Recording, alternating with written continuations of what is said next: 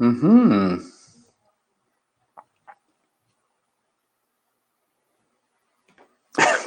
What does that mean, riveting, Jem? What does that mean? I think we're live.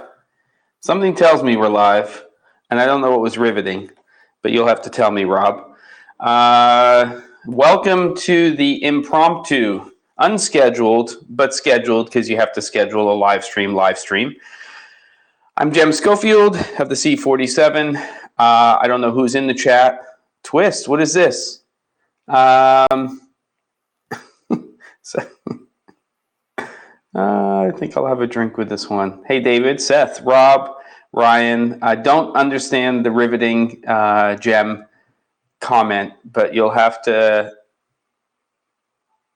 Oh, it was just on the still. Okay, I'm tracking with you now. First of all, my apologies. We are still working on, and by we I mean me, dialing in this room and what it is and how it's all going to work.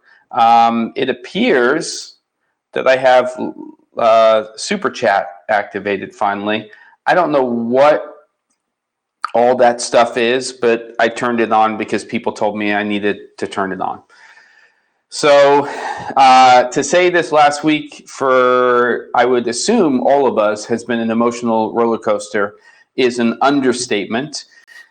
Here, Monday, 2:30 p.m. Pacific time. Today we have statewide, what do we call it? Lockdown? Shutdown? Yeah, I don't know. You're going to treat this like Rob is just, and then you just showed up. Therefore, the twist. That's the way it's supposed to work. I just used a different thumbnail this time instead of the logo. I want to see how everybody's doing out there, and I know that doesn't mean that everybody's doing fantastically well, but how is everybody coping with their situation? I actually didn't think Oregon would shut down the way it did. Oh my goodness. Come on, Rob. That's so nice. I appreciate it. Thank you for the, what do you call it? For the super chat. And if there's any way I can answer a question for you, then that's amazing. I very much appreciate it. What's up, Pat? So I decided, again, I'm dialing in this space. I need to have a place that I can go into anytime to work. And the barn is great, but it's not insulated, and it's great for shooting content, but it's not great for working and also to be able to shoot and record smaller content. So this is the space that I'm going to be in for quite some time, and it's really small. I've never measured out this room. I would say on a good day, it might be 8 feet by 10 feet. And I appreciate that, Rob. But it's going to work, except for the noises from upstairs, because there's 7 people in this house. And nobody's going anywhere anytime soon, except for my wife and I to go and buy groceries. Plenty of toilet paper in this house. The hand sanitizer situation, we keep refilling these little ones, is so-so. Plenty of coffee. Maybe not enough scotch. I might have a little scotch while we're doing this. And Aditya Varma, you're welcome. I'm glad you like those videos. I enjoyed making them for Canon back in the golden days, as it were. Still want to bring my FX9 by. Yes, we will wait. Yeah, Pat, it was it was kind of a no-go it was initially a no-go because I had to finish the C500 Mark II course for MZ Pro, and I'm done shooting the production part of that, but I still have a post part to finish. And then something else happened in this fine state of Oregon and everywhere else in the world. And so we will have to get together and have a cup of coffee and go over that FX9 in hopefully the nearish future. Everybody's lives are being completely turned upside down. Please also let me know if it sounds and looks all right, if the picture is clear, if the sound is clear, if it isn't too off. I am using... for the first time in this space, I'm using the ATEM Mini, and Yeah, live just out of the blue. As if we have something else to do, 360 grad. So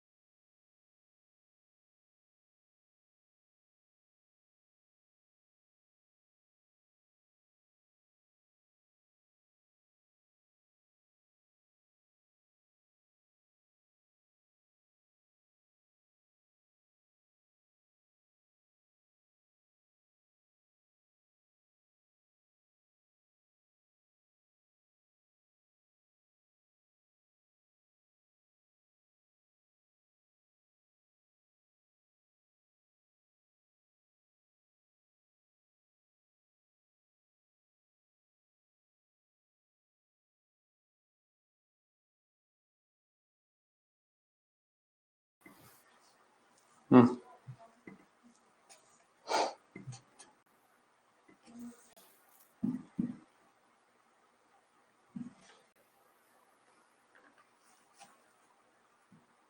Okay, I think maybe we're back. I am back. It was definitely a light stream issue. I had to back out of that thing, come back in. Everything's okay. Fingers crossed. Another twist. Yeah, another twist. And here we go. So tell me a little bit more. It looks like David's building a home studio. That's what I've been doing for the past week. Audio is pretty hot. Is it now? Okay, sounds like slip not vocal. I can't believe how fast standards are slipping. What do you mean slip? What the hell are you talking about, Ben? All right, let's see what happens. It shouldn't be, but let's see if it'll let me. Hold on. Come on, kiddos. Going into the menus. Da, da, da, da, da, da, da, da, da, da. Let's make this a little less hot. Oh, I see what's wrong. Let's see. Is the audio a little better now? Is the audio a little better? Let's see what we got. Any better? Oh boy, now you guys are speaking in Czech or whatever is going on here. Audio is pretty hot. Okay, sound and video back. Welcome back. Way better. Okay, audio is better. There's nothing I can do about this, you know. That's just something that is out of control. I have a feeling there's going to be a lot of live streams from here. Just need focus. Yeah, tell me about it. Let's see. Okay, are we back? I should be using the X-T4 right now. Yes, it is.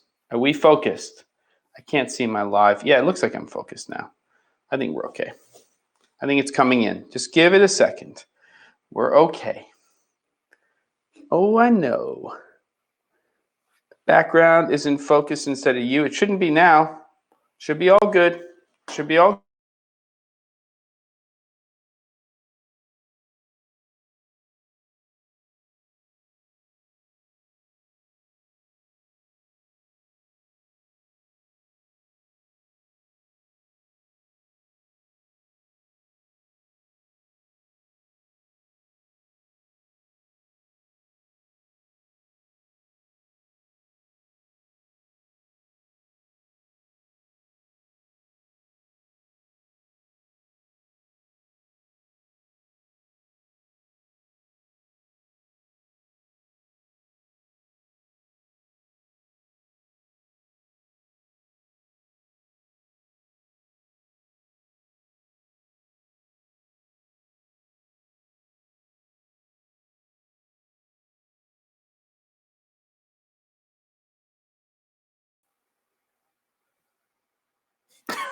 This is so ridiculous. Hold on. Let's see if I come back. You tell me when I come back.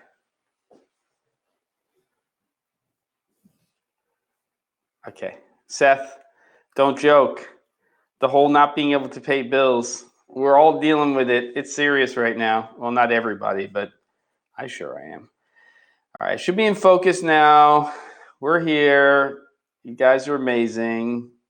Let's get some questions going, first of all. Okay, I got an XT4 here. I can pipe the menus into the stream as long as that. And let's get into there. There's a little Chinese plastic contraption. I don't even want to read this. I haven't read it, which I probably should before I actually say it out loud. There is a little Chinese plastic contraption with a tiny mirror that works wonders to test focus and frame for my little XT3, and it costs peanuts. You're joking or not? What are you talking about, Manny? I wanted. You're crazy. I don't know what that means. I maybe it's just I have cabin fever. Did I freeze again? What is going on? Am I okay? Okay. Oh no, the jokes. Stop it. Is that the new Terminator model? What are we talking about here? What is going on? We've digressed within moments with 2 dropouts from this. Let me know if I do drop out again, because I'm not monitoring my picture. I'm trying to keep that signal as good as possible. I can bring it back up if I need to, but I do, again, I have the XT4 here. The idea was that if you have some questions about this camera, I can answer some of them in this stream. If you don't want to talk about that and you want to talk about what's going on in the world and you want to talk about your productions and you want to ask questions about things, and when I ask about you asking questions about your productions, I'm obviously sort of kidding, because most of us don't have any productions right now, myself included. So what do we got? XT3 to XT4. So what does that mean? Ask me, first of all, it can be a big jump for a lot of people. If you want to ask a question, do what David did, put an @the_C47 there in the questions in the chat, and there we go. But we can basically start to have a conversation about this little engine that could, and we can kind of go over that kind of stuff.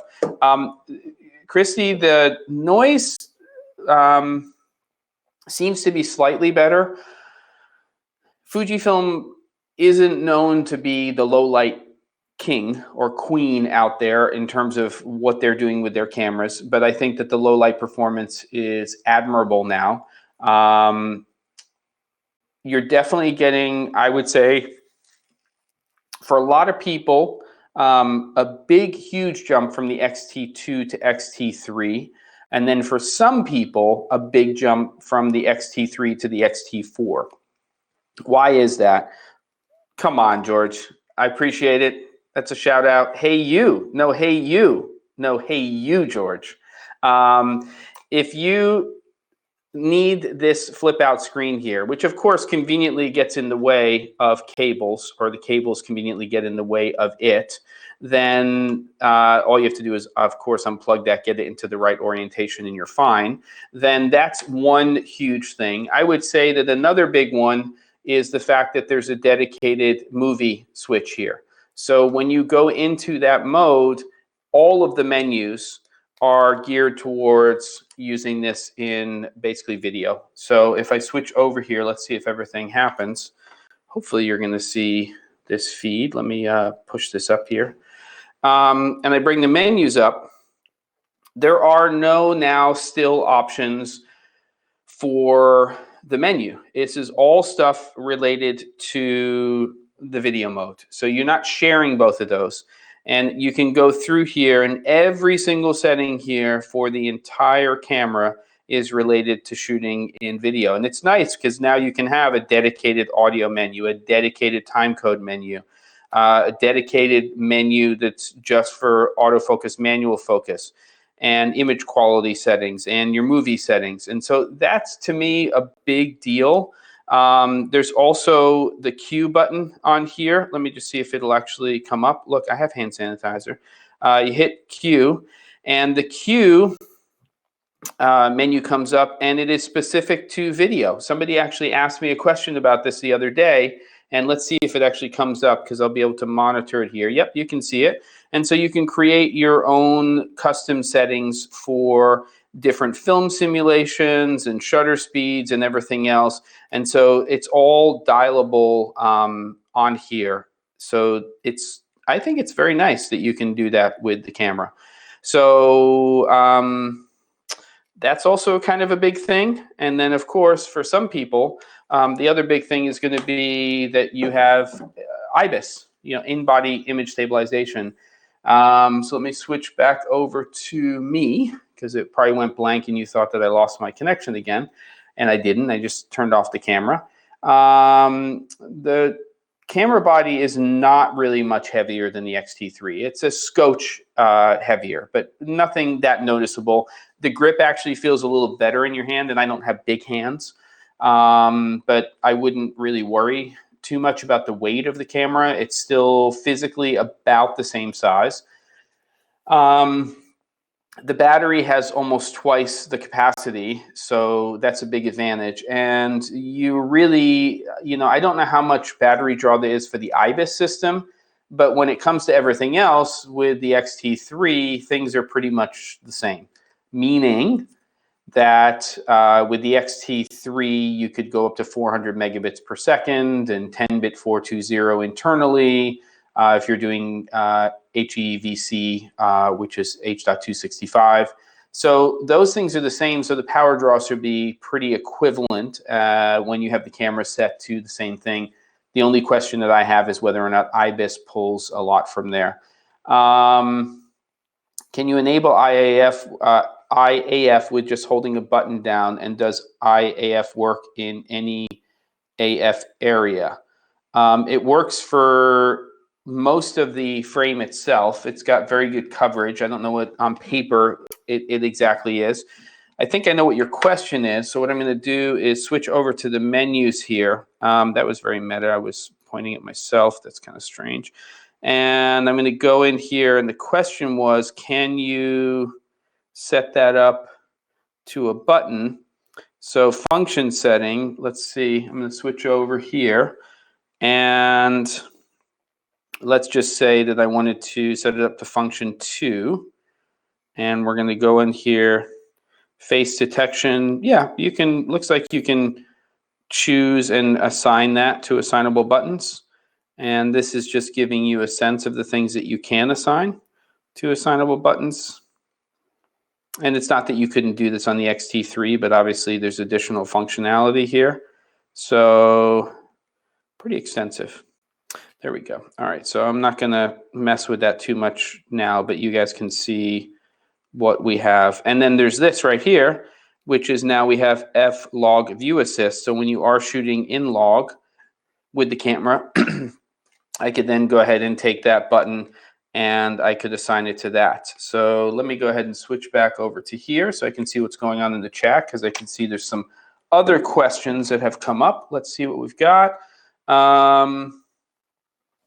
Yeah, so there's a bleach bypass simulation. I have tried it. It's really an extension of the Eterna film simulation, and I like it very, very much. It's kind of a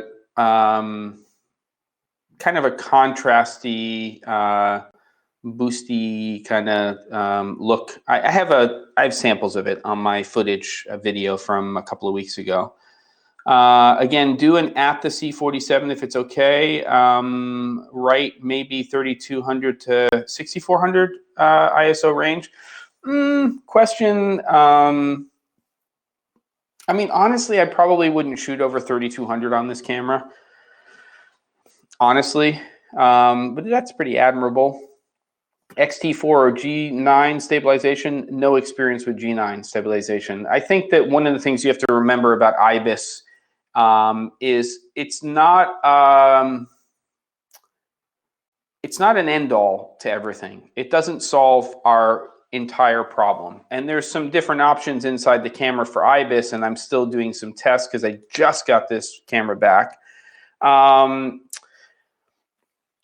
But I will say this, that a lot of people feel like IBIS is supposed to solve all of their movement problems. I think, first of all, if you're shooting at wide focal lengths, that you should not probably be using IBIS in most situations. When you're shooting longer lens, you have to be careful about sudden movements, because what will happen is there'll be this jerkiness when you're starting to pan or you're starting to tilt the camera, that a lot of people will call out when they watch videos. But I think that a lot of that has to do with the nature of how IBIS works. It can only anticipate to a certain degree. Maybe a few years from now, that'll be different. But in reality, if your expectation is it's going to handle every single movement perfectly to compensate for how you're moving your body, then I think it's an unrealistic expectation of in-body image stabilization. I think that that's also true, quite honestly, for autofocus. It's not going to solve all of our problems in all shooting situations, and we have to figure out when, when that happens. Let's see. Can someone show us how is the IBIS performance on off? Can you somehow show us? Okay. I can try. Let's see what we get over here. I'm going to open up the camera. I'm going to get to these other questions. I don't know if there's a focus hold option like the Sony camera now. There may be, but I'm not actually sure. So here we are. And I'm going to push, let me just make a couple of changes here because this camera's not actually really set up. And just tell me if my audio is still sticking with my good audio. That's the other thing that I want to know. The other thing that's kind of weird about the Fuji cameras is that the AF really doesn't take until you start recording. So don't expect it to take immediately, the way you would expect it to work when you hit record. So once you hit record, it really kicks into what it can do. So I'm going to go into the menu here. I'm going to turn IBIS off. And here we go. There's IBIS off. And I'm just going to hold the camera pretty steady. I'm going to 23 millimeter. Probably some micro jitters here a little bit in terms of stuff. And if I press record, the AF system is going to actually be a lot smoother than if I'm not pressing record. So it just works that way with this camera. So you kind of have to get used to it. So got to focus on the hand sanitizer. And let me just go ahead and stop recording for a second. And then we can go in here. That was Acros, so that's a black and white film simulation. This is the Eterna bleach bypass, so we can take a look at that. And you can kind of see what it's doing. And again, I don't have IBIS on right now. I'm just kind of floating the camera a little bit. And let's go ahead and take a look at, there's one other film simulation which is new to this, which is called, where is it? Not Classic Chrome, which I like. Classic Neg, which they introduced into one of their stills cameras recently. This is a still camera as well. So there's Classic Neg. And then I'm going to go in here and I'm now going to activate the IBIS, the regular IBIS, so you can see what that looks like. Okay, and I'm just going to move the camera the same way I was before. I'll press record just so that the AF system's not wigging out. And you can kind of get a sense of the difference between the IBIS system. Now, if you make big jerky moves, it's going to probably at times just kind of kick in. And then there's another option in here, which I have not really used a lot, which is called IS mode on. This is for static handheld shooting when you're not, let's read the thing. It says suitable for shooting with panning, tilting, and tracking subjects. That would be off. On would be kind of like the idea is you're a human tripod. Not really my thing. So let's see. So far, trying this, I don't really love this feature. And I think it overcompensates even more. And so it's not really my thing. Not a great example. I mean, really having people in frame is what you want to have when you're using IBIS and stuff like that. Obviously, there you go. Glenlivet equals hand sanitizer question mark. They're the same thing, aren't they? Yeah, audio is okay. That means it didn't switch over when I went over to the other channel over there.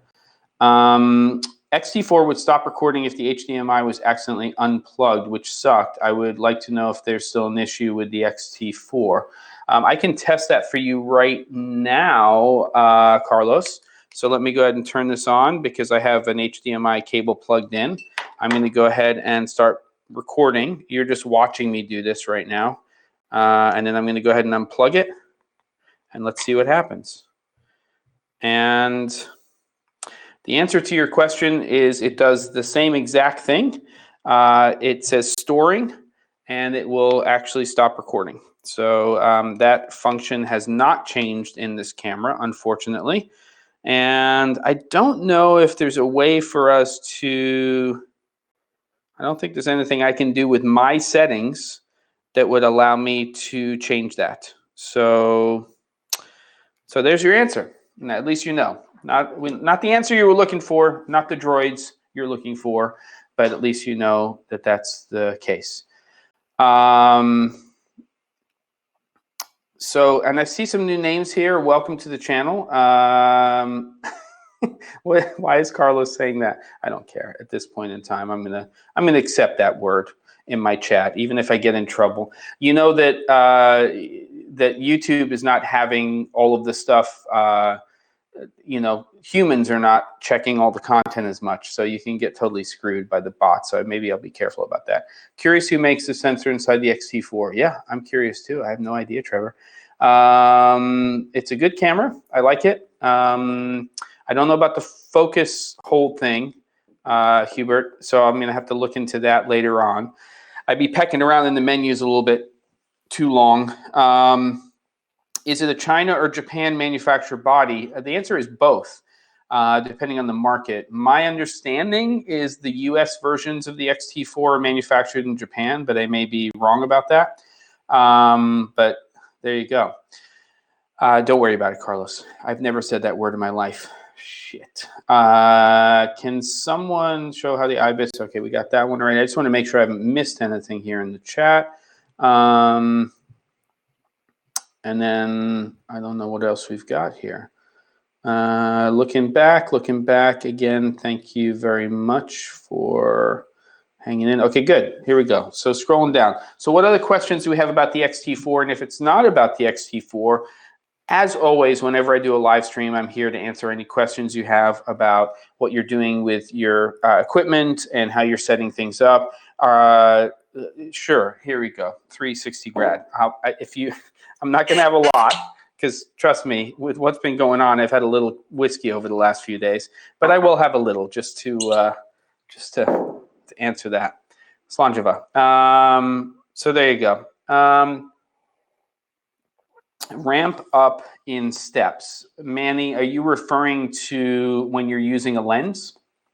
Are you talking about when you are changing focal length? Just give me a little more explanation on what that is. Could I do a video on the Sekonic 478? Do I still have a 478 around? I think I do.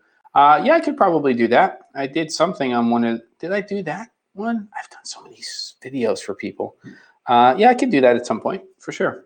All day, of course. Oh, for drinks. At the moment, it's just one big, I want to call it happy hour, but it's just one big hour for some people. Battery life is a big improvement. Yep, I heard, but not as good as a Sony equivalent. I don't know about that. I'm pretty happy with the battery life. I haven't sat there going day in and day out with an A7 III, which is a huge improvement over the previous Alpha series cameras. But I think that it's admirable. I think at this point, if you needed to run the camera off of those batteries all day, I'd had 4 of those, and that would probably work. One of the things I do want to talk about today is actually powering the camera beyond batteries. And I'm not talking about that vertical grip. So one of the things that happened when the XT3 came out is there was some recommendations to a couple of different I'll answer that question about frame rate in a minute. A couple of different battery solutions, USB-C based, for the camera, for the X-T3. And you're powering basically through USB-C. This is kind of one of the downsides to this particular camera, is that in order to monitor audio, you have to use a little adapter cable, which is USB-C to basically just a regular, 3.5 millimeter plug insert. And the disadvantage to that is that you can't power and also monitor audio at the same time. And trust me, I've ordered virtually every cable solution, splitter cable solution that's there. Just got another one in and tested it today. You go in USB-C and it has 3.5 millimeter and USB-C. And what I did is I plugged headphones in. I plugged in basically a power source, a battery, which I'm going to talk about in a minute. And it immediately goes into USB mode. So it's no longer letting you see a picture. So it thinks it's in a different mode, as if, for instance, you're doing some sort of update or something like that. But it's not allowing it to do a live power delivery. So for me personally, that's a bummer, and I'm going to keep looking to see if I can find a splitter cable to let me monitor audio and also power the camera. But if you're not doing that, yes, using the battery grip does allow you, Tommy, to do USB-C and headphones. But I have no interest in the battery grip because it's just making it a very vertical, camera, and it just, to me, kind of defeats the whole purpose of why I'm interested in this camera to begin with. I want it to be small, and I really want to use it that way. So the Anker batteries, ANKER, that were recommended were pretty expensive. That they started $100. They're nice, but they tend to get pretty big. This one's from RAV Power. And what's interesting is that it took me a while to figure this out, but this particular battery is, this particular one is, and this is the key, it's 5 volt, it's 3 amp.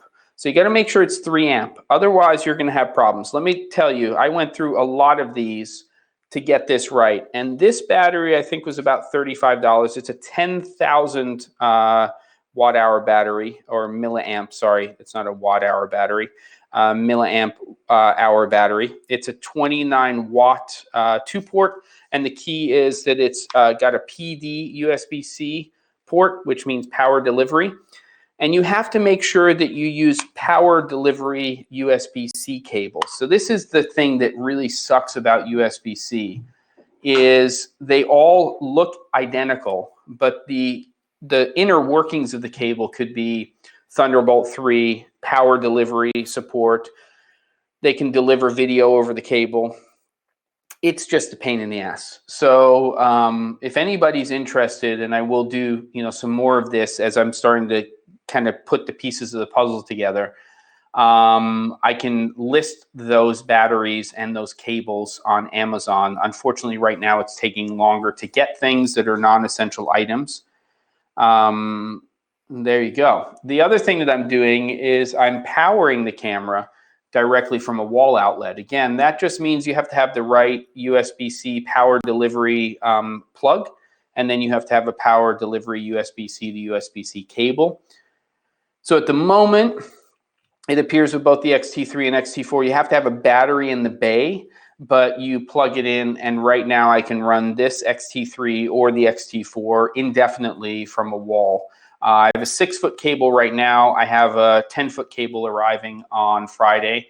And really, if I was shooting a corporate job, or I was shooting a video where I was on a sound stage, or on basically a studio type setting, it's the way that I would power it, because it's allowing you to power through mains. And that really, for me, was a really important thing to be able to do.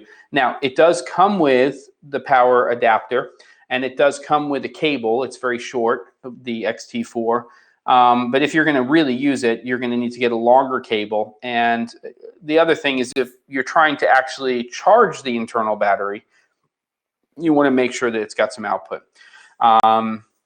So they sell like 29 watt, 45 watt. They sell 60 watt ones, and they'll basically just charge it, faster. You read that USB-C would support 45 watt input. Can you confirm? Yes, it does for this camera. For sure, you can do that. Some people are using 60 watt and they're charging up really fast. So there you go. So let's see what's going on here. Did I get it right? So again, at the C47 really helps me hone in. 360 grad said to David, Scotch is like hand sanitizer for the inside. Could be kind of true. So does the exposure in video change in ugly steps like the X-T3, or have they smoothened the ramping up? Manny, the answer is from the stuff that I've done. Okay, Seth, 800 shots for Sony, 600 for X-T4. I don't know how that really translates to video, to be honest with you.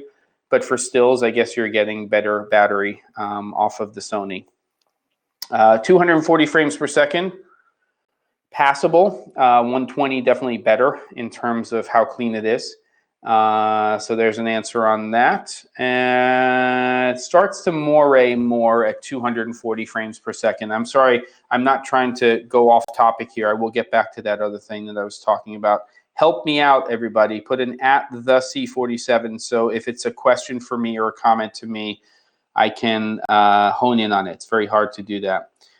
So back to Manny's question. So the answer is, it seems to be a lens issue, and it does not seem to really be improved on the X-T4. So I was very excited about the 16 to 80 f4 lens when it was announced and it came in. And I really hoped that Fuji had taken that lens and tuned it for video, but they haven't really done that. So I'm using generally a lot of prime lenses with this camera, but that's basically the deal. But I do have the 16 to 55 f2.8 on here right now. That seems like it's going to be a good match for the camera with the IBIS, because the lens itself has no optical image stabilization. It's a stop faster than the 16 to 80. You're losing that range at the end, obviously, in terms of your field of view, which is a downside. But you could adapt it and put EF glass on there. It's not something I've done yet. There's some decent adapters out there, so you could. I have adapted other third-party vintage lenses like the Olympus Zuiko OMs, but again, it kind of gets back to where that battery grip thing is for me. It has purpose to be able to put that battery grip on, and it has, USB-C charging, I believe, but it definitely has the headphone jack. I'm not 100% that it does, though, if you have that. I know there's something about the new battery grip that on the X-T3 it could do, but it doesn't on the X-T4. Not sure exactly what that is. I'm having a brain fart on that. But you could absolutely adapt your Milvus lenses. They would look fantastic. It's just how big do you want to make the camera? And so as long as you're okay with making the camera bigger, then you should absolutely do that in certain situations. What your performance is going to be when you use autofocus lenses on the camera, I'm not sure. But if they're manual focus lenses, adapt away until, is it the cows come home? Until coronavirus is gone, something like that. Today I talked to a cam shop owner. Video material, especially mics, are going like crazy now. His Rode supplier said they'll soon get out of stock. Everybody's doing vids at home for now. Yeah, they are. And the other thing that's really the big thing that's a hot commodity is anything that has to do with being able to set up live streaming. This right here, this Camlink 4K, that is virtually impossible to find. Good luck finding an A10 Mini from Blackmagic Design. It's a little crazy. So there you go. Just bought a used EOS R, but I can't use it till I get my used 24 to 105 f4 and the variable ND EF adapter. Yeah, it will happen, David. It's coming. Hello, watched just yesterday some of your light reviews. Nice job. For Tommy. Yeah, Tommy's doing some killer content over on his channel. Have you tried to monitor audio via USB-C earphones? No, I have not. And like a OnePlus Type-C bullets instead of using USB-C 3.5 millimeter adapter. I have not. Can you put a link to those? I'm down. Does that mean there's a splitter? Because the key is to be able to power the camera at the same time as monitoring audio. That's the problem I'm trying to solve. I can use the built-in battery, but really what I want to be able to do is use something like this and then also monitor audio. So that's important without getting that battery grip. Okay, cool. So what else do we got? We're going to go for a little while longer here, and any other questions. I can turn on the X-T4 again too. So if you have a question, as long as it's something that I know the answer to, and I'm not digging through menus because I don't want everybody in the chat to wait through that, then I'm absolutely happy to do that. Let's just see what else we've got in here. Nathaniel says, thanks for facilitating the live chat. May I inquire as to the robustness of the LCD structure of the X-T4 versus the X-T3 tilt screen, assuming you're really careful handling their LCDs. Seems good. It's such a different screen. You know, to me, if you're on something like a Weebill S or any gimbal that doesn't, where your motor is not in the way of the screen, there is an advantage on a gimbal and in that environment to the screen that was on the X-T3, which just basically tilts in place, tilts up and down, and doesn't swing up or doesn't swing up or swing out. That said, and I said this in my original video for the camera, I would take this screen right here any day of the week over the other one. It's just a little clunky, as in you've got to make sure that these port covers are closed when you're flipping it over, and then you open them up, and you just have to kind of think through doing that. So if you're working really fast, you have to remember those things. So is it ideal? It's not ideal. You can let it live like that, so that it's just sitting, you know, up against the side of the camera body. So that's nice to be able to do that. It seems well made, but there you go. Atomos did in fact come out with an update on the Ninja 5. I haven't been able to create a video on it yet. Gerald Undone did a nice video regarding that. I think he actually has 2 videos now on the update. It's update 10.3 firmware.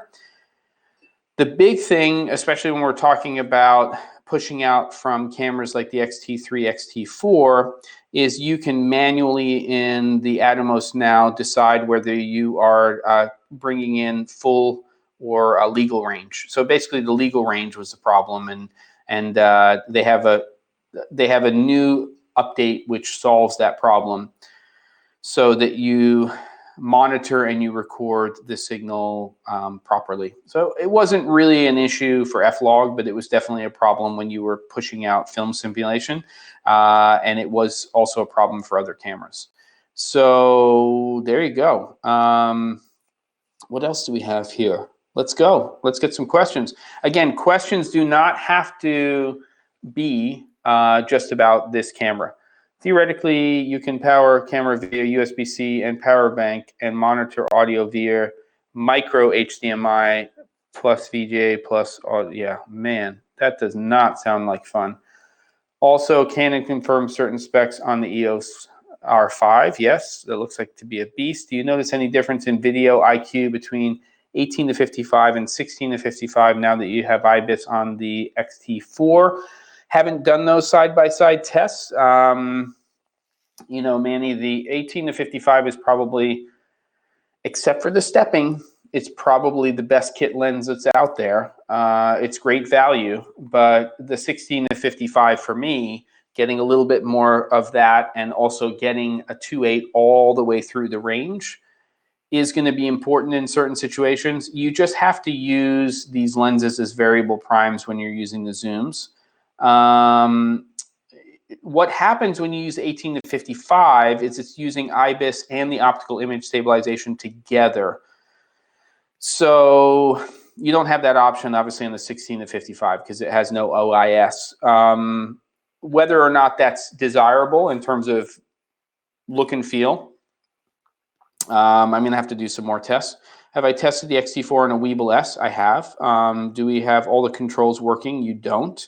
There are a few Fujifilm controls that are available now that I've read, but I have not actually tested them. In fact, I didn't think they were available until I saw somebody do a video recently that said that a few features are there. It does mean, which I'm excited about, it does mean that Zhiyun or however you want to pronounce it is now talking to Fujifilm. And so there's communication going between the two companies, and that means that in the future, I'm hoping we're getting the same kind of support from our Fuji cameras that we are from our Canon cameras and our Sony cameras when we're using their gimbals. So there's the answer to that question as far as I know right now. What other questions do we have having to do with all of this fun stuff? I'm making Thai food tonight, everybody. We're going to do a red curry with chicken. I'm debating if everything's going in that, or I'm also going to do a green curry with potatoes and cauliflower, or it's all going into the red. I got 7 people. I might do 2. I'm not making the curry from scratch, but it's a lot better than the jarred one. If you're interested at some point, I can show you the name of the company. It's pretty killer, actually, for home base. Carlos, here we go. Oh, there was a cage question. In regards to a cage and the cables and cable management, do you foresee a problem with stabilizing these cables on the cage and the flippy screen? As you know, the micro HDMI is very fragile. I'm not sure. I mean, the small rig cage that I have for the X-T3 is quite good. I do have the little thing that, it's a little fiddly, but it does solidly hold the micro HDMI. And when I flip that out on the new camera, you just have to know that your range of motion when you're in selfie is not going to be great. It's not going to be as good as you want it to be. Also, even when you have it front facing, let's just say. Is that right? Don't even make it sound like it's a smartphone. When it's facing you and you are operating the camera. So I think it's going to be secure. I think it's still going to be a little bit frustrating. I would like to get one of the small rig cages and try it out with the X-T4. I'm sure I will get one at a certain point in time. 360 Grad says, I've learned if filmmaking in darker environments with the C200, lowering the ISO to 400 or lower can help dynamic range in dark areas. Does this apply to log on any cam as well? It doesn't apply to every single camera, 360 Grad, but generally, most cameras that shoot log sort of start at the 640 or 800 ISO as sort of their base to give you the best distribution of dynamic range below middle gray and above middle gray. And a lot of these cameras will give you more stops of dynamic range in the shadows than in the highlights when you drop below that ISO level. And that can also be true even with film simulations. And what's kind of unique about the X-T3, X-T4, and I'm sure some cameras have functionality like this, is, let me just go ahead and turn this on for a second. Is there a candle behind you flickering or your Aperture MC? I don't know what light is back there. There's a lot of lights in the background. I'm going to actually plug this in, and then I'm going to go blind as a bat over here. I'm not really blind as a bat, but I'm getting a little older. Okay, hold on one second. What's flickering? Let's see. Something's flickering. Which one? Oh, I see. No, that's this silly thing over here. That's not a light that is going to be a problem. Is my focus all off now? Let's see. Let's get back to normal here. Okay, so I'm going to switch over to, and I'm going to turn on this camera. Let's see if we've still got some battery on here. Do we? Uh-oh. Yeah, I got some battery. We're all good. Okay, so we're going to go into the menu, And hopefully this is going to switch over to everybody. And you're now looking at the menu on the X-T4. So this is the movie setting menu. And I'm going to scroll down. And we're going to take a look at this together. Actually, oh, duh, I'm like an idiot. It's over in the second menu.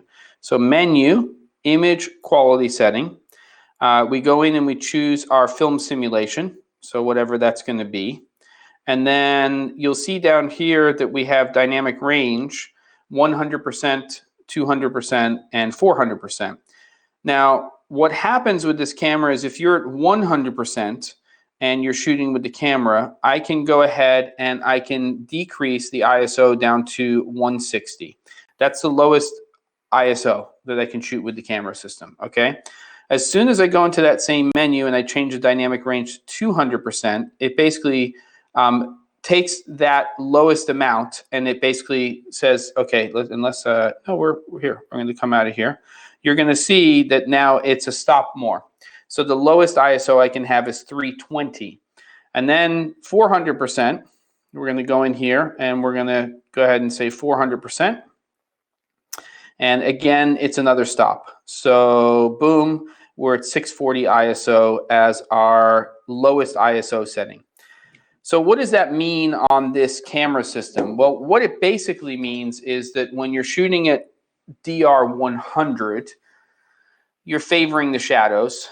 And when you're shooting at DR400, you are favoring highlights. I don't know the exact ratio of what that distribution is, but what's really nice about it is that when you're shooting in film simulation mode, for instance, the Eterna setting, which tends to be relatively low contrast, it kind of looks, like a film stock you might use if you were possibly shooting a movie or something like that, is a lot of people will shoot in that particular film simulation, Eterna, and then they will crank their dynamic range to 400% instead of shooting in log. Now in log, you're still going to get a little more dynamic range, but you're going to have to deal with that in post either by making adjustments and grading it or by using a LUT or combinations of whatever you want to do. So hopefully that helps you and answers that question. Seth has read that 18 out of Fujifilm's 29 lenses work with the new stabilization. That may be true. Every one that I have does, including the, which I love, is the, you have the 16 and the smaller one. You have the 23, the 35, the 50. Those three are all f2. The 16 is a 2.8. Those are fantastic little lenses. And again, this is the 23 that's on here right now. There's another really fun lens. Let me go and get that. Hopefully I won't go too out of focus. Where is it? Come on, kid. It's in here somewhere. If I go out of focus, just tell me in the chat. There's the 18 to 55. This is when the focus is going to go wonky. Is it? Let's see if it came back. I'll tell you about the crop factor in a minute. And I'll answer those other questions too. This is my favorite new lens, the Laowa 9mm. It's for APS-C. Let's take a look at this sucker. I love this thing. Minimum focus distance on this lens is 4.7 inches. So it's not a macro lens, but it's very close focus, which is pretty exciting. So let me just get this on here. Wake up, Jem.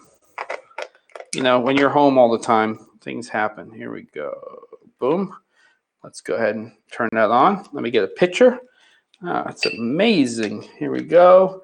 So you can all see what that looks like. This is a 9mm lens. Man, I love this thing. I am right up against this keyboard here. So you can see what that looks like. And the different views that you can get of things are just awesome. I really, really love this little lens. And I'm going to have to boost the ISO a little bit, but I'm just going to leave it. Actually, yeah, I'll do it a little just so you guys can see. So that's that little 9mm. So that's a fun little lens. Let's get back to some questions. Laowa 9mm. So you had some questions in here. So which do you I'm going to go down the line here. So which do you recommend for photographer hobbyists then? The X-T4 with its flip screen or the X-T3 with tilt screen? If it's just for photography, it's the same sensor, go with the X-T3. If you're really going to shoot a lot of video and you're going to make an investment and you're going into the Fuji ecosystem, then the X-T4. That's what I would do. Next question. Streaming. Right now I use Droidcam and S10 smartphone and the webcam. Anyone out there using Spark Cam to get Canon feed via USB? I'm not, but okay, that's cool. By the way, which focal length on which sensor size are you filming this stream? Peter, this is the X-T3. It is an APS-C Super 35mm sensor. I'm on a 16 to 55, and I'm at a probably, I'm going to say,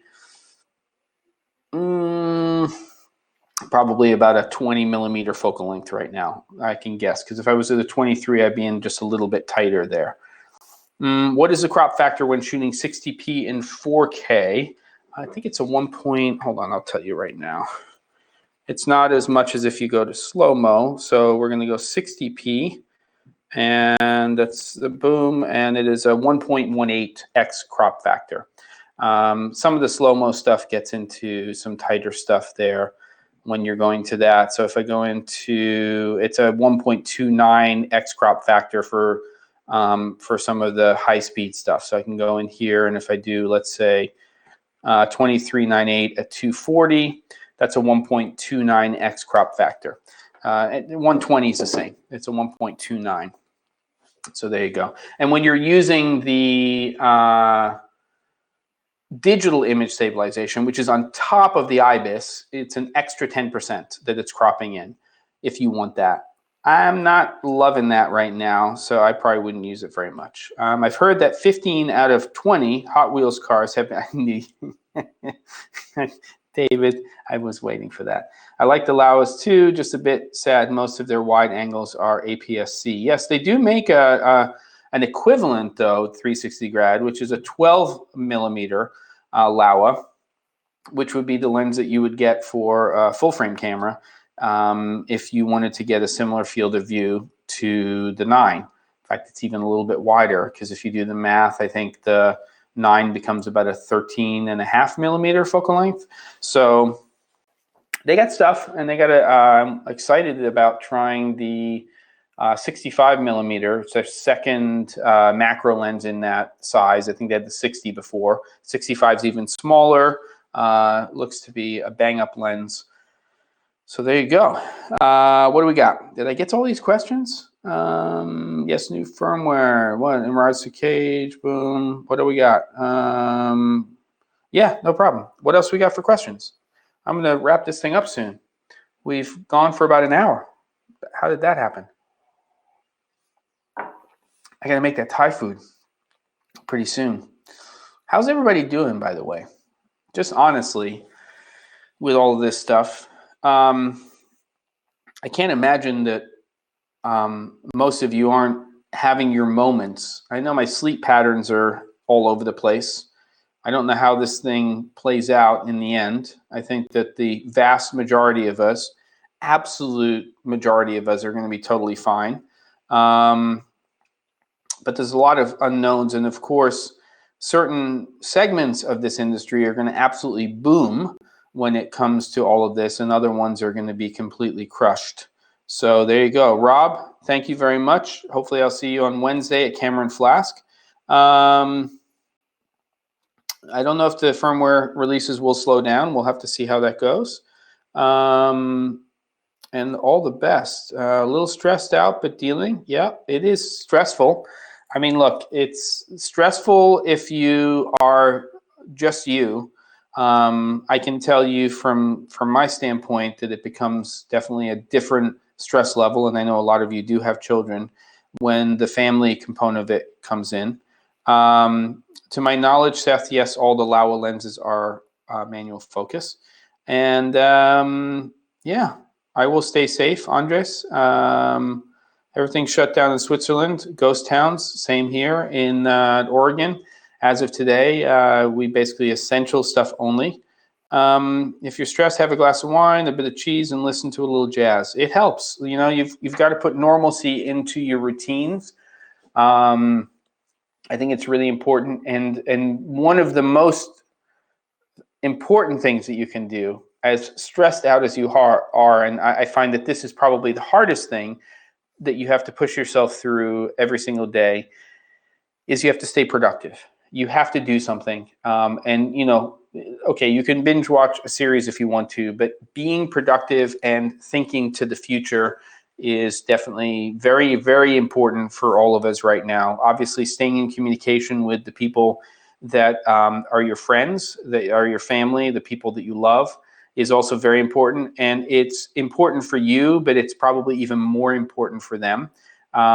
There's still people that I need to reach out to in my family to make sure that they're fine. I'm following them on social and I'm seeing what's going on.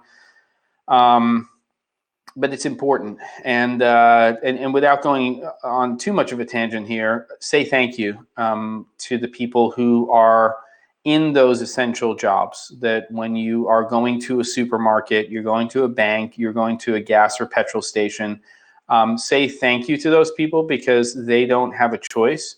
Hopefully, you won't have to say thank you to a medical professional because you're going to be okay, but they are on the front lines right now. But the person who's sitting there at the checkout counter at a supermarket is also on the front lines. They are sitting there or standing there with people that they don't know coming through that space, and they don't have a choice but to be in there. I have toilet paper. I'm okay, Seth. Don't worry about that. David says, I'm doing fine, but I have a lot of emotions when I heard Kenny Rogers died. Yeah, that was a big one. There are certain people who we've lost that have really gutted me. You know, and that's and when you lose those people, they have these connections to other things, like you're saying, David. So yeah, good times for script writing. Yep.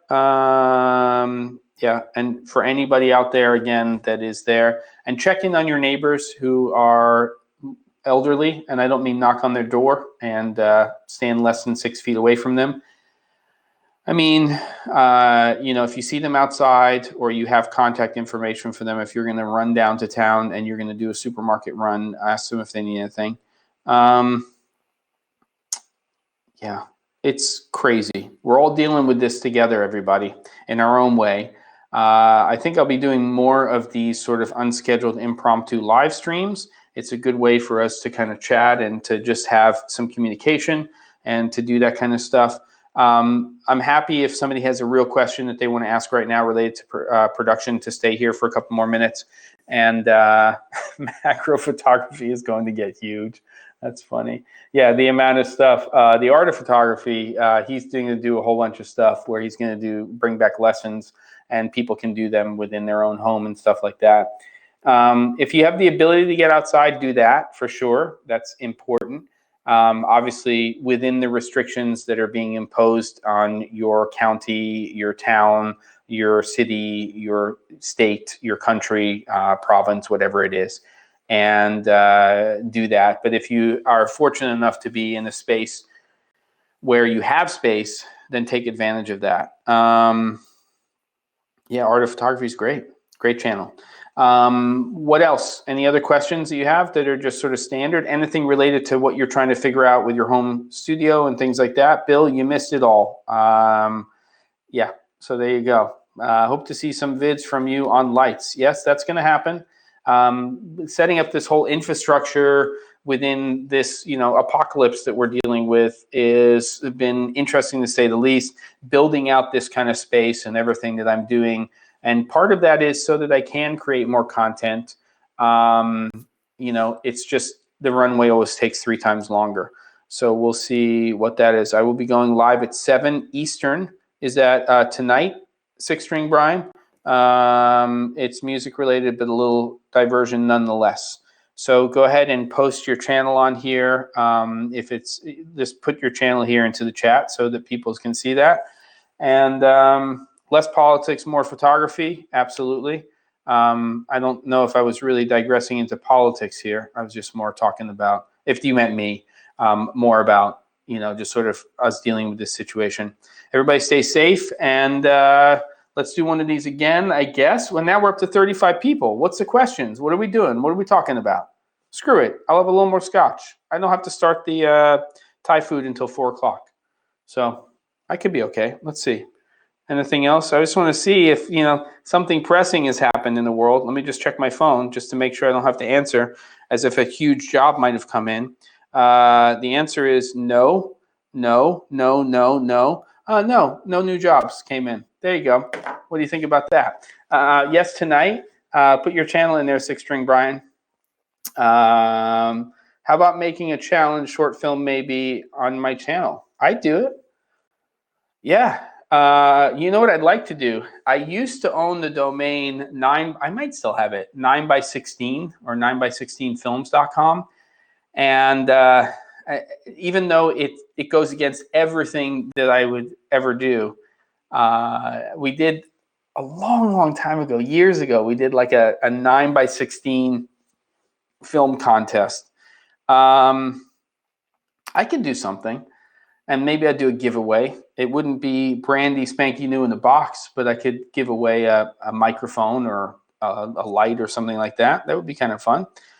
Oh, yes, Seth, I'm tracking with you. So what lenses are my fave for video for the X-T4? So Brad, for me, with this particular camera, because the zoom lenses are very steppy when you're changing them, you kind of have to treat them as variable primes. So I would say if you're going to get zoom lenses, the ones to get would be the 18 to 55 if you want to go the cheap route. But you kind of have to treat it as an f4 all the way through, because you're going to basically start at a 2.8 on the wide and then it's going to drop off. If you're going to buy one lens for the camera, I'd probably go with the 16 to 55 because you're getting a 2.8 as opposed to a 4 like you get with the 16 to 80. But if you really need that reach, that extra 25 millimeters, which is considerable, then there you go. So yeah, so that's on the zoom side. And then in terms of primes, if I were buying lenses for the camera today, I would get the trio, which is the 23, the 35, and the 50 f2 weather resistant lenses. I'm actually very partial to, is it here? That's the 50. I really like this. It's only a 2.8. That's not too bad. The 16 millimeter 2.8 is also weather resistant. So that 16, 23, 35, 50 is a really nice set. I also have on the shelf down there the 90 millimeter, and I'm going to be doing some tests with that. It's a little bit bigger, but we'll see how that all goes, and I'll get some more thoughts on that. Would the EOS R and the C200 go good together? They would. A lot of people are using EOS R with the C300 Mark II and getting good results with that. If you don't own a C200, I'd hold off a little while. We'll see what happens, but there's definitely some rumor out there that we're going to get a C300 Mark III. That means two things. It means C300 Mark III, and then maybe it'll mean the price drop for the C200. Maybe not. Who knows? If you click on my name, it will take you to the channel. Thanks, Six String Brian, with a 7 o'clock Pacific time. I'm sorry. I'm going to rewind and rewound, stop, play back at 7 p.m. Eastern time, which is in 20 minutes. Six String Brian's going to have a live stream on his channel. How is the low light performance? Better than the X-T3? Seems to be slightly better, Erskine. Peter Erskine, one of the greatest drummers of all time, by the way. And I haven't done any side-by-side, so that will be part of my tests that are coming up. And if you have questions like that, please go to the X-T4 video or the videos. One is sort of like an intro, one is a footage review, and put those questions in there, because that's where I'm going back to find like the core questions that people have about their cameras. So those links are here under the description to those videos. You can check them out on my channel. They're recent. And like, go put the low light performance question in there if you don't mind, Erskine, and that would be great. Do you have those soft LED lights, like where LED is mounted sideways pointing to the middle? Do you mean edge lit? And in what form factor? And in regards to what? 360 grad. Winner gets a half roll of toilet paper unused. I can do it. No problem. So that's, let me, if you have the C200, maybe wait for EOS R5. Yeah, it could be. Yeah, the 16 millimeter lens is excellent. I just bought a used EOS R and got it today, but don't have a C200. Yep. You've got to keep up your live stream game for all the peeps, myself included, that will be tuning in to stay sane while isolating. Colin, it's part of the plan here. Look, I need it for my sanity too. Let's say that. Yeah, Jonathan, there's a little delay on the XT4 because of everything that's going on in this fine planet of ours. Terra firma, what's going on? It's just a mess out there. Yes, so Colin, I will keep this going, and we will be doing more of these impromptus, you know, as we go through. Still a big upgrade from my XT2. Yes, it is. It is definitely a huge upgrade, especially if video is your game. What else do we have for questions here? Again, I thought we were ending off, but we're another 15 minutes in. We still got over 30 people here. I am happy to answer more questions related to production. It does not have to be about the XT3 and XT4. It can be about general production. You're trying to figure out stuff for your home office / studio, things like that. And I'm happy to answer those if you'd like. We will be doing Camera and Flask again this Wednesday at 3 p.m. Pacific time, 6 p.m. Eastern, with myself, Caleb Pike, and Ben Barden. We're trying to figure out what the topic's going to be. I'm going to try to keep it a little lighter this week, I think. We might get into some of our clusters from our past productions and things that we've learned.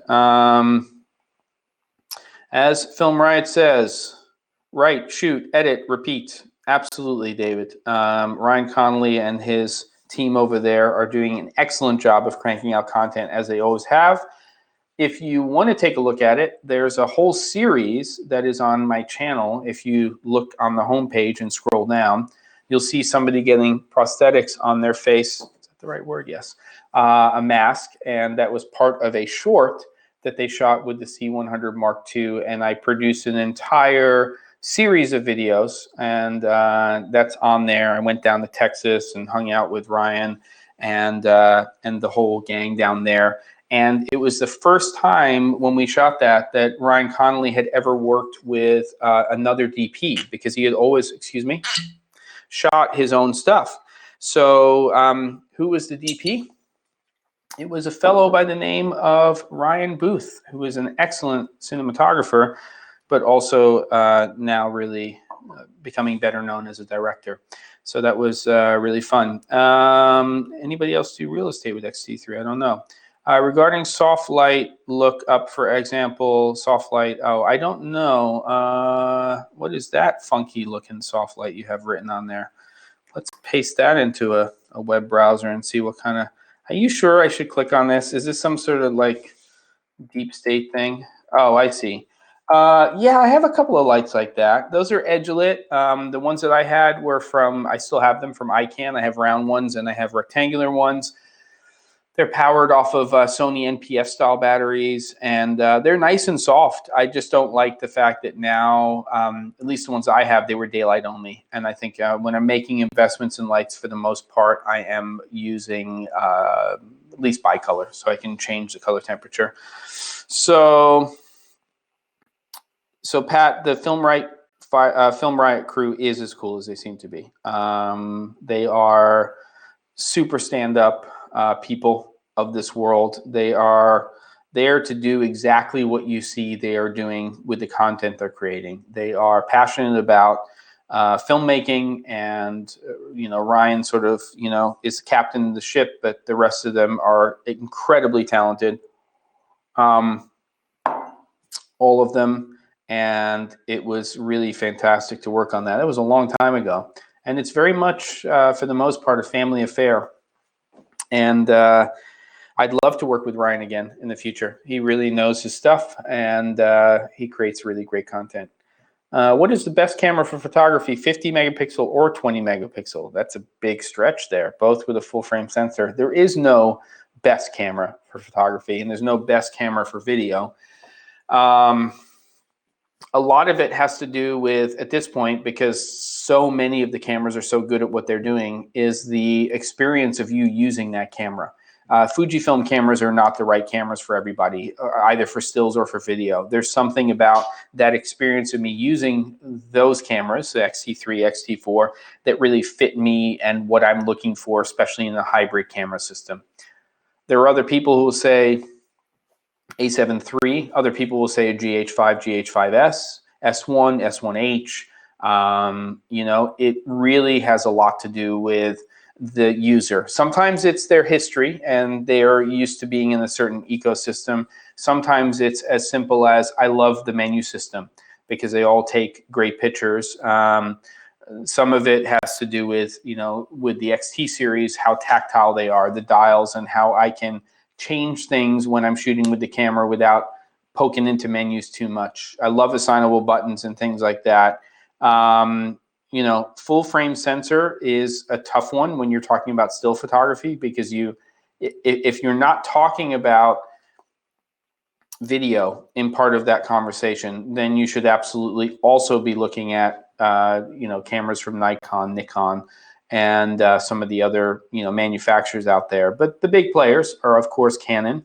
They're Nikon. They are Panasonic, though Panasonic is really well known also for the video side of things.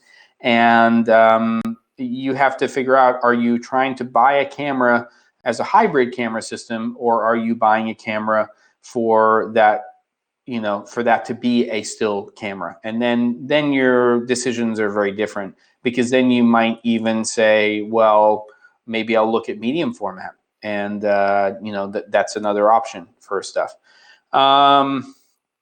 Bill says, had a product shoot some days ago. I estimated it would take about 4 to 5 hours for 4 electric bicycles, but in the end, it took 9 hours. How can you make more accurate predictions? What is your recipe? You know, it really depends on a number of factors, Bill. The same thing happens to me still. And a lot of it happens when I don't know how I'm going to execute the vision that I have in my mind, right? I haven't learned that, or I haven't figured that out. And most of the time it has to do with lighting and controlling light. So I'm not surprised, you know. And sometimes you get lucky, you know, it takes you 2 hours to set up for the first one, but then you get into a groove and you're like, you just crank it and you get it done in 5 hours. Sometimes every single one of those products, you just have a different vision for them, and it just takes a lot more time. And the question I have for you is, was that extra time really in figuring it out so that you could then bang through those 4 electric bicycles? Or was it, you know, meaning that you were spending the majority of the time just figuring out how you were going to light it for all 4 of those products at the same time, or meaning one right after the other? Or was it that you had a different vision for each one of those bicycles in terms of the look and the feel? You know, both are valid. It's just, I think a lot of the times for me, it's when I encounter a situation where I have an idea in my head of what I want it to look like, but I've never lit something with that type of lighting or the particular challenges that space has. And that's when things take longer. And then you build on it. And the next time you do it, like, look, if you did exactly the same thing, Bill, next week, it wouldn't take you 9 hours, I bet you. With the X-T3, X-T4, can you shoot log to one card slot and film simulation to the other? I'm going to say almost 100 million% no. I'm not going to go into the menus right now to peck around because you set the camera up one way or the other. Wait, that's a lie. No, that's not a lie. You can push log out and record films. All right, I'm going in the menu. This is ridiculous.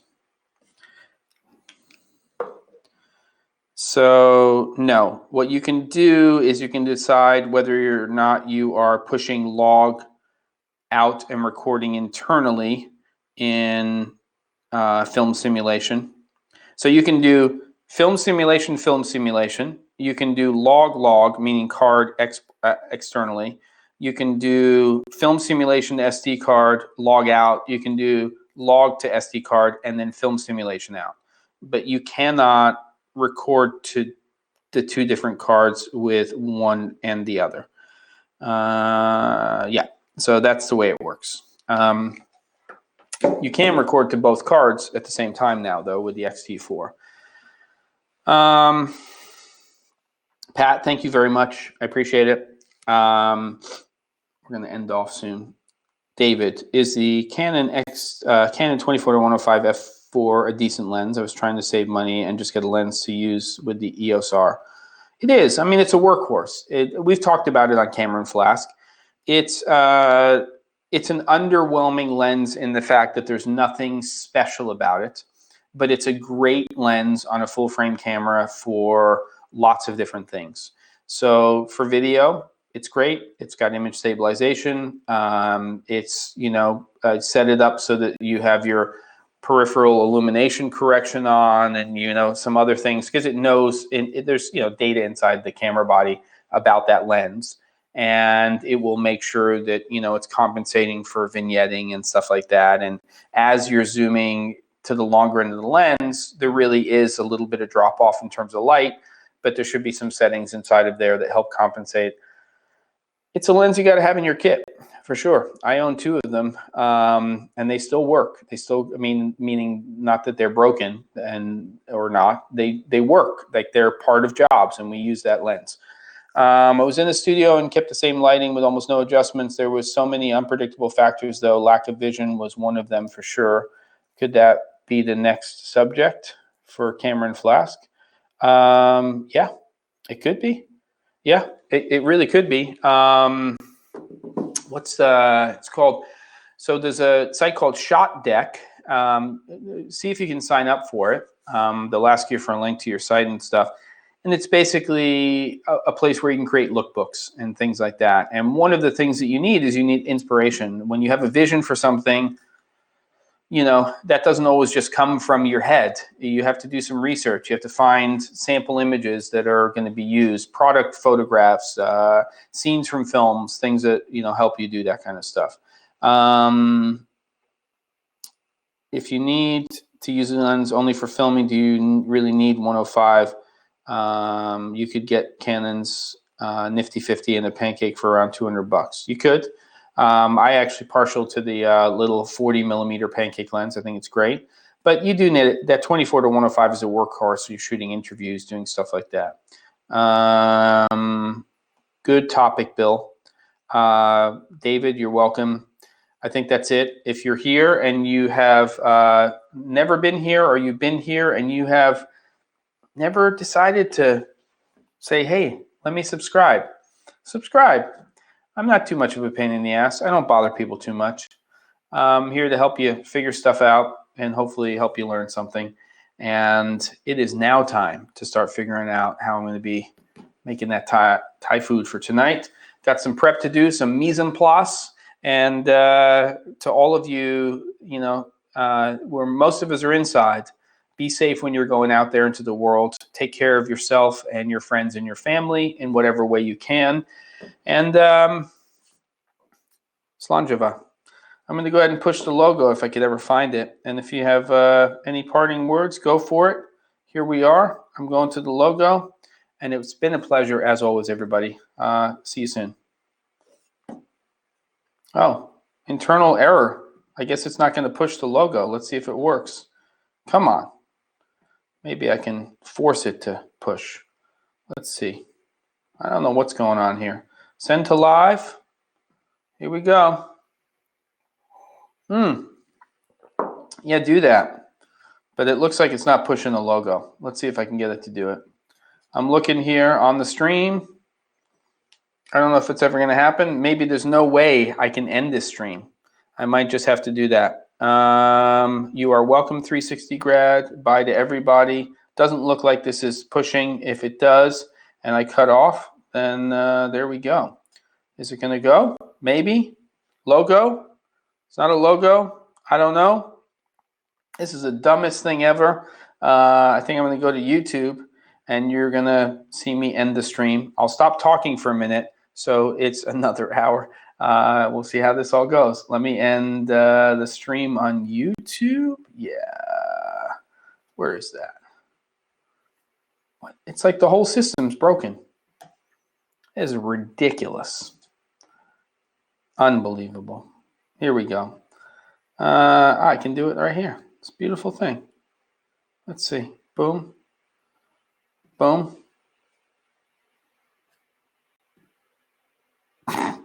Stupid. I'm going to have some words with those people at Lightstream. I have to be nice to people right now. Here we go. Oh, I look like here it is. End stream. All right. I'm going to end the stream. Everybody, you're an icon anyway. I am. That's what the shiner's for. Here we go. Bye, everybody.